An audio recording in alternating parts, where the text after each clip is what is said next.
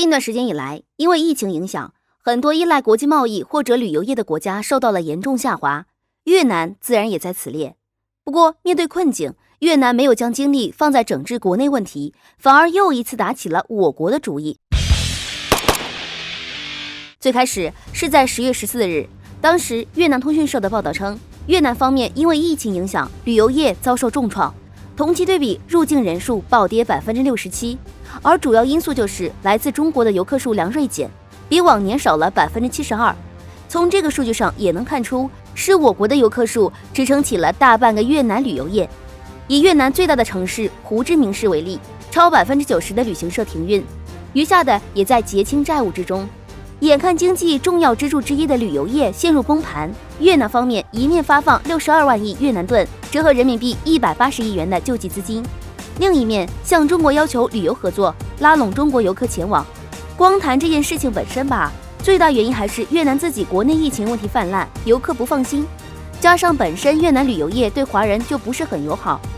去的人少，完全在情理之中。但从合作发展旅游业角度来说，事情放在往年，问题其实不算大，但是在当前局势下却显得别有深意。尤其是刚刚才和中国进行接触，转头又在站位问题上大做文章。需要注意的是，就在越南还在向我国要旅游合作，结果转头第2天就传出越南与日本协商海上军事合作的事宜。该消息是由环球网在10月16日刊登的。报道称，日本外务省正在与越南协商一项军事合作协议，主要是海上装备和技术的合作，初步确定了双方的国防设备、技术转让协议，而具体内容会在日本新任首相菅义伟抵达越南后进一步商谈。说的好听点叫双方技术转让，越南能有什么是日本看得上的？越南的主力装备可以说是完整的俄制体系，陆军 T90S、空军苏30、海军猎豹级轻型护卫舰。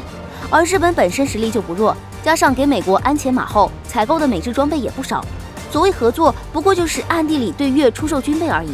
而在报道中也确实指出过，日本与越南的合作里，越南将会得到需要的海上巡逻艇、海上巡逻飞机、雷达、监控设备等可用于水面战斗的装备。分析认为，日本当前局势下定位极为危险，向左靠中国，当天就能被美国一大堆驻军收拾；向右靠美国，不说被秋后算账，当炮灰是跑不掉的。左右都是个死字，因此借机给越南一批装备，鼓动越南率先作死，以打开局面，避免自己上阵的风险。而越南本身就对自身的亚太地位十分不满，一面是接二连三拉拢菲律宾、印尼等国，借机谋求我国南部海域，而另一面又想借机向我国讨价还价，捞取好处。而且近些年来，越南也在积极备战，军费支出预算逐年大幅上涨，狼子野心可见一斑。